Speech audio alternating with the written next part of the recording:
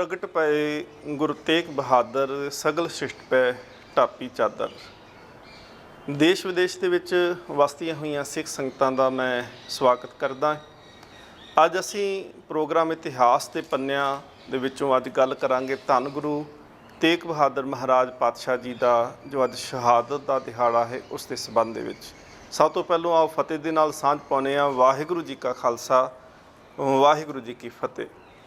ਧੰਨ ਸ਼੍ਰੀ ਗੁਰੂ ਤੇਗ ਬਹਾਦਰ ਮਹਾਰਾਜ ਪਾਤਸ਼ਾਹ ਜੀ ਦਾ ਆਗਮਨ ਅੰਮ੍ਰਿਤਸਰ ਦੀ ਪਾਵਨ ਧਰਤੀ ਗੁਰਦੁਆਰਾ ਗੁਰੂ ਕੇ ਮਹਿਲ ਦੇ ਪਾਵਨ ਅਸਥਾਨ ਦੇ ਉੱਤੇ ਸਨ 1621 ਦੇ ਵਿੱਚ ਧੰਨ ਗੁਰੂ ਹਰਗੋਬਿੰਦ ਸਾਹਿਬ ਮਹਾਰਾਜ ਪਾਤਸ਼ਾਹ ਜੀ ਦੇ ਗ੍ਰਹਿ ਵਿਖੇ ਮਾਤਾ ਨਾਨਕੀ ਜੀ ਦੀ ਕੁੱਖ ਤੋਂ ਸਤਿਗੁਰੂ ਮਹਾਰਾਜ ਜੀ ਦਾ ਪ੍ਰਕਾਸ਼ ਹੋਇਆ। ਅੰਮ੍ਰਿਤ ਵੇਲੇ ਉਸ ਵੇਲੇ ਧੰਨ ਗੁਰੂ ਤੇਗ ਬਹਾਦਰ ਮਹਾਰਾਜ ਸੱਚੇ ਪਾਤਸ਼ਾਹ ਸੱਚਖੰਡ ਸ਼੍ਰੀ ਹਰਿਮੰਦਰ ਸਾਹਿਬ ਜੀ ਦੇ ਅੰਦਰ ਮਹਾਰਾਜ ਇਲਾਹੀ ਬਾਣੀ ਦਾ ਕੀਰਤਨ ਸਰਵਣ ਕਰਦੇ ਪਏ ਸਨ। ਸੇਵਾਦਾਰ ਸਿੱਖ ਨੇ ਆ ਕਰਕੇ ਦੱਸਿਆ ਕਿ ਸਤਿਗੁਰੂ ਮਹਾਰਾਜ ਸੱਚੇ ਪਾਤਸ਼ਾਹ ਆਪ ਜੀ ਦੇ ਘਰ ਪੁੱਤਰ ਨੇ ਜਨਮ ਲਿਆ ਹੈ। ਸਤਿਗੁਰੂ ਗੁਰੂ ਹਰਗੋਬਿੰਦ ਸਾਹਿਬ ਮਹਾਰਾਜ ਜੀ ਨੇ ਉਸ ਵੇਲੇ ਜਿਹੜੇ ਰਬਾਬੀ ਸਿੱਖ ਸਨ ਉਹਨਾਂ ਨੂੰ ਇਹ ਹੁਕਮ ਕੀਤਾ ਉਸ ਵੇਲੇ ਕਿ ਉਹ ਸ਼ਬਦ ਪੜ੍ਹੋ ਜੋ ਸਾਡੇ ਜਨਮ ਵੇਲੇ ਸਾਡੇ ਪਿਤਾ ਧੰਨ ਗੁਰੂ ਅਰਜਨ ਦੇਵ ਮਹਾਰਾਜ ਜੀ ਨੇ ਪੜ੍ਹਿਆ ਸੀ। ਉਹ ਸ਼ਬਦ ਦੇ ਬਚਨ ਸਨ, ਸਤਿਗੁਰ ਸਾਚੇ ਦੀਆ ਭੇਜ ਚਿਰ ਜੀਵਨ ਉਪਜਿਆ ਸੰਜੋਗ ਉਧਰੇ ਮਾਹੇ ਆਏ ਕੀਆ ਨਿਵਾਸ ਮਾਤਾ ਕੈ ਮਨ ਬਹੁਤ ਵਿਗਾਸ। ਉਸ ਵਿੱਚ ਬਚਨ ਸਨ ਕਿ ਸਤਿਗੁਰੂ ਗੁਰੂ ਹਰਗੋਬਿੰਦ ਸਾਹਿਬ ਮਹਾਰਾਜ ਜੀ ਦੇ ਗ੍ਰਹਿ ਵਿਖੇ ਜੰਮਿਆ ਪੂਤ ਭਗਤ ਗੋਬਿੰਦ ਕਾ। ਗੁਰੂ ਤੇਗ ਬਹਾਦਰ ਮਹਾਰਾਜ ਗੋਬਿੰਦ ਪਰਮਾਤਮਾ ਦੇ ਭਗਤ ਬਣ ਕਰਕੇ ਗੁਰੂ ਹਰਗੋਬਿੰਦ ਸਾਹਿਬ ਮਹਾਰਾਜ ਜੀ ਦੇ ਗ੍ਰਹਿ ਵਿਖੇ ਪ੍ਰਗਟ ਹੋਏ ਹਨ। ਸਮਾਪਤੀ ਤੋਂ ਉਪਰੰਤ ਸਤਿਗੁਰੂ ਗੁਰੂ ਹਰਗੋਬਿੰਦ ਸਾਹਿਬ ਮਹਾਰਾਜ ਸੱਚੇ ਪਾਤਸ਼ਾਹ ਗੁਰੂ ਕੇ ਮਹਿਲ ਅਸਥਾਨ 'ਤੇ ਗਏ। ਬਾਲਕ ਨੂੰ ਆਪਣੀ ਗੋਦ ਵਿੱਚ ਲੈ ਕਰਕੇ ਮਹਾਰਾਜ ਜੀ ਨੇ ਸੀਸ ਨਵਾਇਆ। ਬਾਬਾ ਬਿਧੀ ਚੰਦ ਸਾਹਿਬ ਜੀ ਨੇ ਉਸ ਵੇਲੇ ਬਚਨ ਕਹੇ ਸਨ। ਪੁੱਛਿਆ ਸੀ ਮਹਾਰਾਜ ਆਪ ਜੀ ਦੇ 4 ਸਪੁੱਤਰ ਪਹਿਲੋਂ ਵੀ ਨੇ, ਪਰ ਮਹਾਰਾਜ ਸੱਚੇ ਪਾਤਸ਼ਾਹ ਇਸ ਬਾਲਕ ਜਿਹੜਾ ਜਨਮਿਆ ਹੈ ਇਸ ਦੇ ਜਨਮ 'ਤੇ ਹੀ ਆਪ ਜੀ ਨੇ ਸੀਸ ਕਿਉਂ ਝੁਕਾਇਆ, ਇਹਨੂੰ ਪ੍ਰਣਾਮ ਨਮਸਕਾਰ ਕਿਉਂ ਕੀਤੀ। ਗੁਰੂ ਹਰਗੋਬਿੰਦ ਸਾਹਿਬ ਮਹਾਰਾਜ ਜੀ ਦੇ ਬਚਨ ਸਨ ਕਿ ਇਹ ਪਰਮਾਤਮਾ ਦੀ ਬਖਸ਼ਿਸ਼ ਲੈ ਕਰਕੇ ਆਇਆ ਹੈ।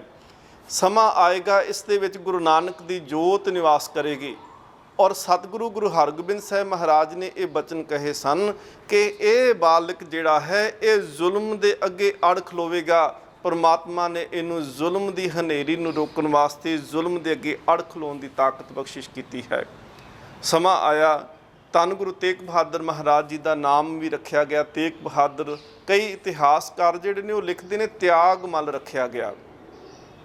ਪਰ ਸਤਿਗੁਰੂ ਗੁਰੂ ਤੇਗ ਬਹਾਦਰ ਮਹਾਰਾਜ ਜਦੋਂ ਬਚਪਨ ਉਹਨਾਂ ਦਾ ਐਸਾ ਸੀ ਕਿ ਮਹਾਰਾਜ ਜੀ ਦੇ ਜੀਵਨ 'ਚ ਚੰਚਲਤਾਈ ਕਦੀ ਵੀ ਦੇਖਣ ਵਿੱਚ ਨਹੀਂ ਮਿਲੀ। ਗਿਆਨੀ ਗਿਆਨ ਸਿੰਘ ਸਤਿਗੁਰੂ ਮਹਾਰਾਜ ਜੀ ਦਾ ਸਰੂਪ ਲਿਖਦੇ ਨੇ ਕਿ ਮਹਾਰਾਜ ਗੁਰੂ ਤੇਗ ਬਹਾਦਰ ਜੀ ਦੇ ਨੇਤਰ ਜਿਹੜੇ ਸਨ ਹਮੇਸ਼ਾ ਸੇਜਲ ਰਹਿੰਦੇ ਸਨ। ਜਦੋਂ ਮਹਾਰਾਜ ਜੀ ਨੇ ਨੇਤਰ ਖੋਲ੍ਹਣੇ ਉਸ ਵੇਲੇ ਸਤਿਗੁਰੂ ਮਹਾਰਾਜ ਜੀ ਦੀਆਂ ਅੱਖਾਂ ਐਵੇਂ ਪ੍ਰਤੀਤ ਹੋਣੀਆਂ ਜਿਵੇਂ ਹਿਰਨ ਦੀਆਂ ਅੱਖਾਂ ਨੇ।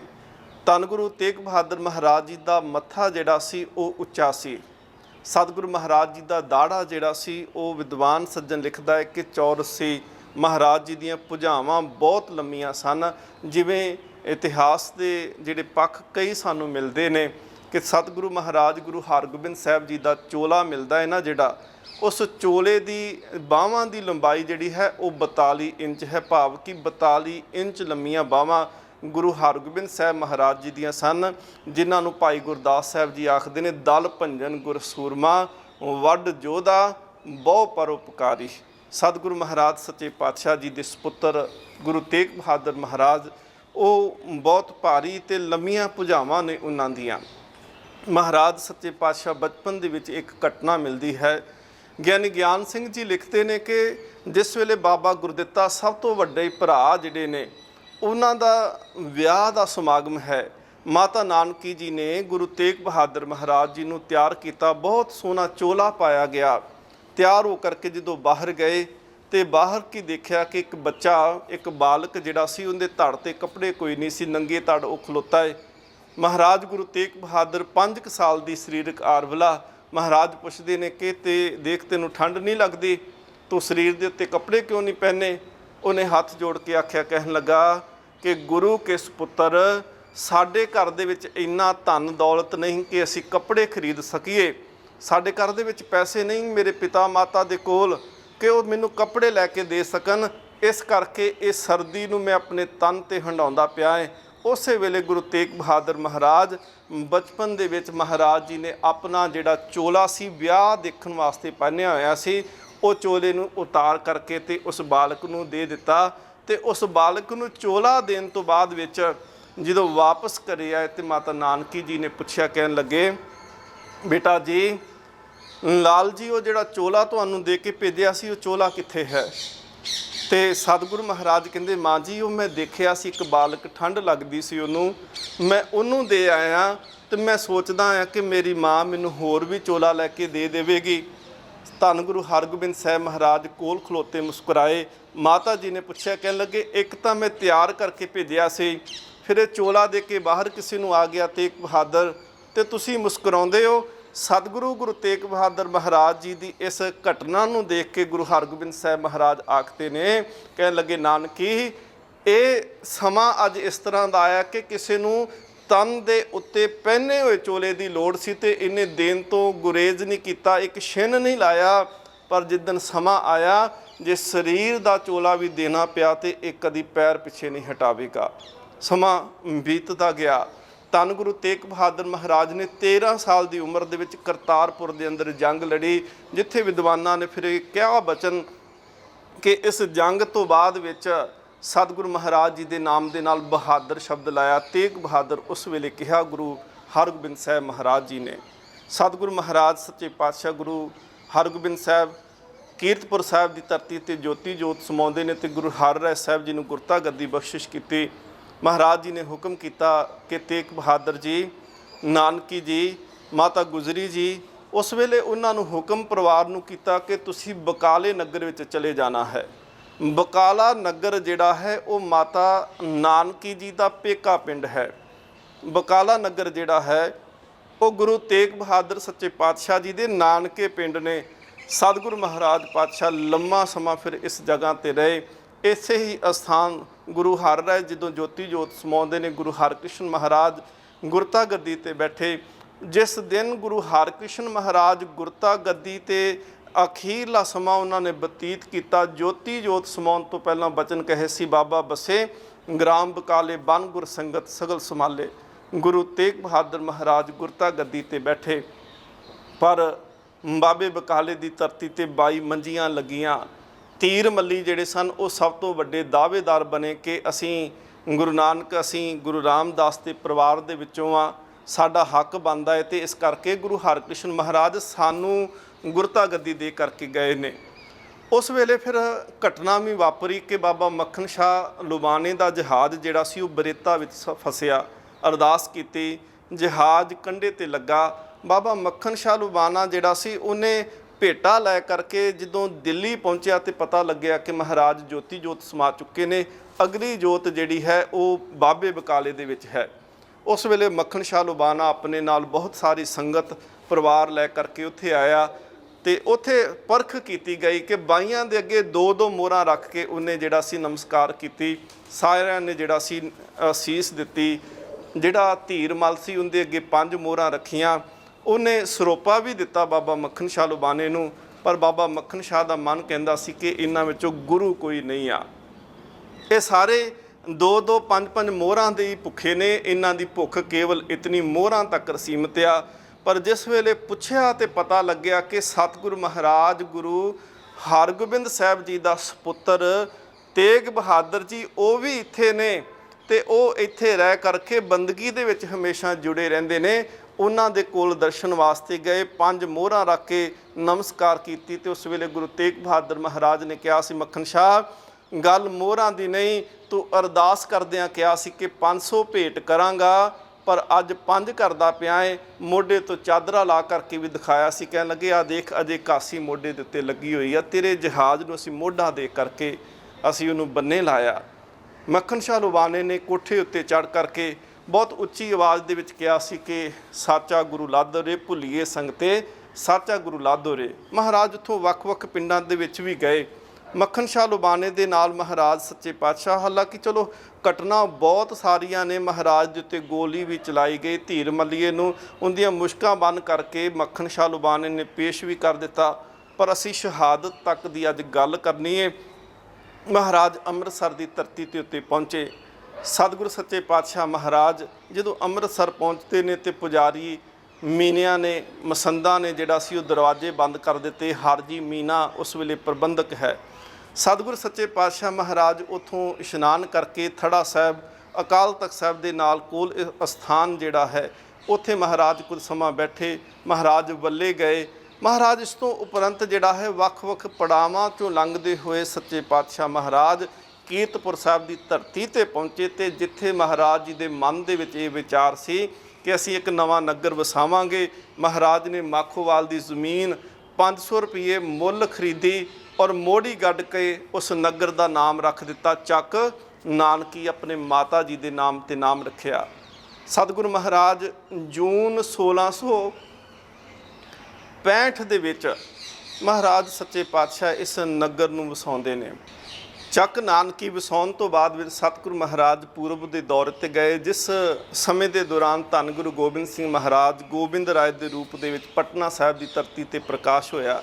ਉਸ ਵੇਲੇ ਵੀ ਮਹਾਰਾਜ ਸੱਚੇ ਪਾਤਸ਼ਾਹ ਗੁਰੂ ਤੇਗ ਬਹਾਦਰ ਅਸਾਮ ਬੰਗਾਲ ਦੇ ਦੌਰੇ 'ਤੇ ਰਹੇ। 5 ਸਾਲ ਬਾਅਦ ਆਪਣੇ ਪੁੱਤਰ ਦੇ ਜਨਮ ਤੋਂ ਧੰਨ ਗੁਰੂ ਗੋਬਿੰਦ ਸਿੰਘ ਮਹਾਰਾਜ ਉਸ ਵੇਲੇ 5 ਸਾਲਾਂ ਦੇ ਹੋ ਚੁੱਕੇ ਸਨ ਜਦੋਂ ਮਹਾਰਾਜ ਪਹਿਲੀ ਵਾਰੀ ਆ ਕਰਕੇ ਆਪਣੇ ਪੁੱਤਰ ਨੂੰ ਮਿਲਦੇ ਆ।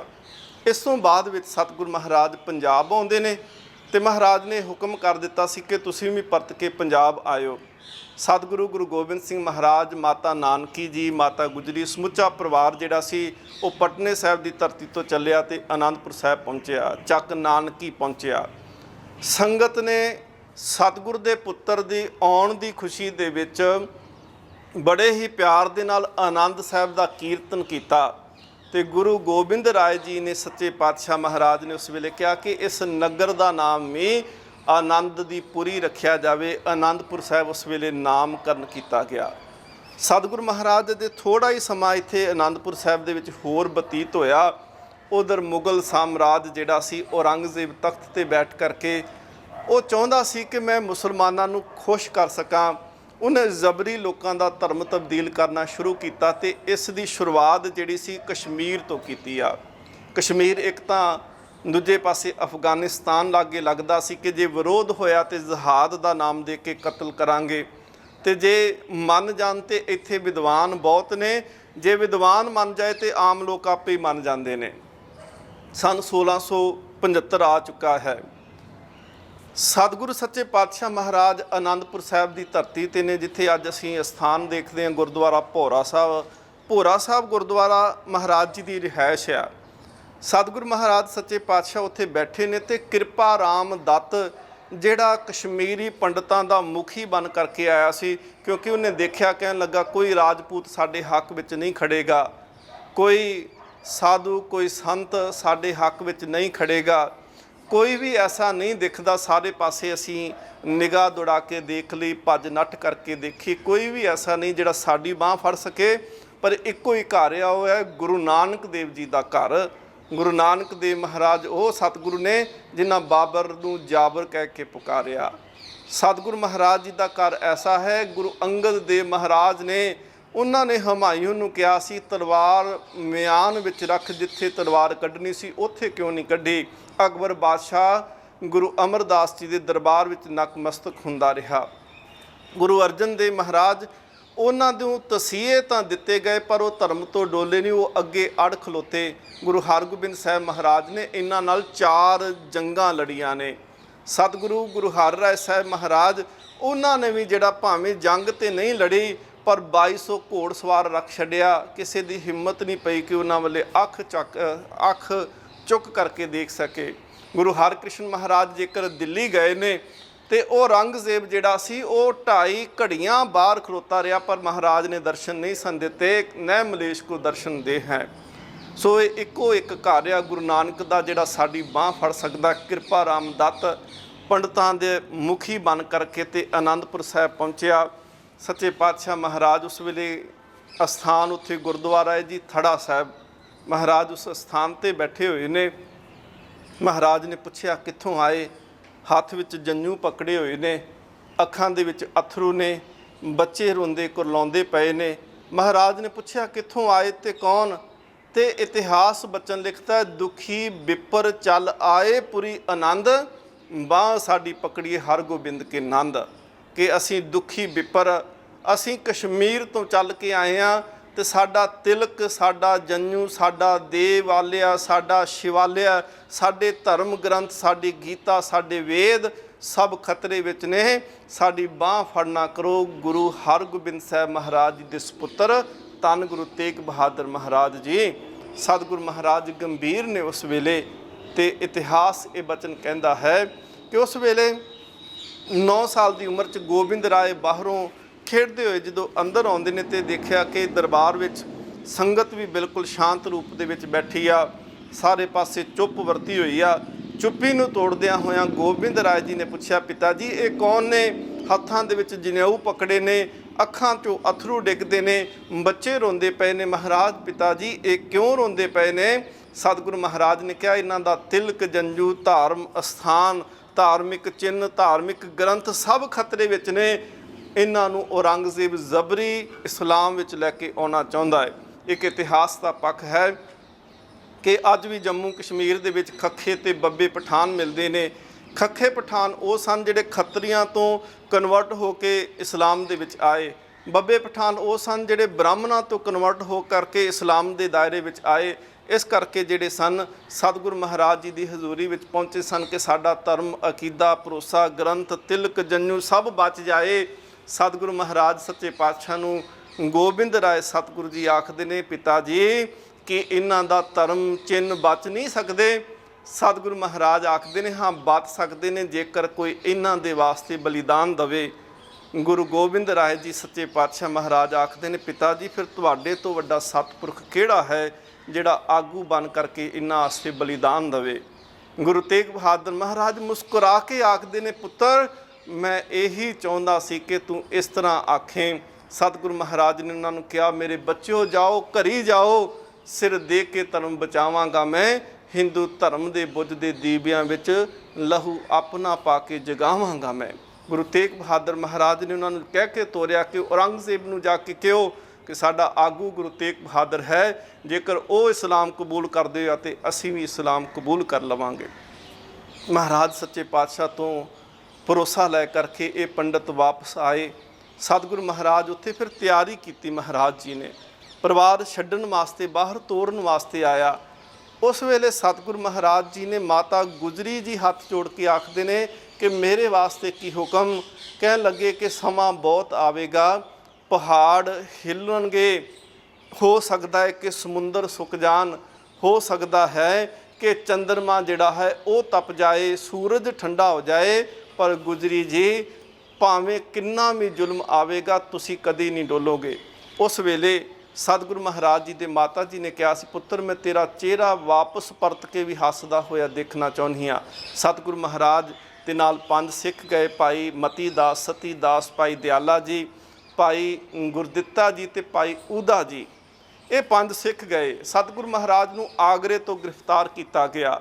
महाराज नूं लाल किले दे विच पहली पेशी की गई। काजी अब्दुल वाहब वोरा जिहड़े सन वो सारी पेशी देखी। औरंगजेब हुक्म करके गया सी किसी भी तरीके नाल सिखां दे गुरु हिंदुआं दे आगू नूं जिहड़ा है वो ईन जरूर मनाउणी है। उत्थे फिर ये सारे जिहड़ा समय के दौरान महाराज जी नूं तंग पिंजरे विच भी रखिया गया। 10 नवंबर सन 1675 नूं महाराज जी के सामने 3 सिखां नूं शहीद किया गया। भाई मती दास नूं आरियां दे नाल फट्टियां दे विच पीड़ करके बन दिता, सिर दे उत्ते आरा रख के भाई साहब जी दे शरीर दे 2 टुकड़े कर दिते ते उन्हां टुकड़ियां दे विचों भी जपजी साहब की आवाज़ आई। भाई दयाला जी नूं देग विच उबाल करके उत्ते ढक्कन ला दिता गया।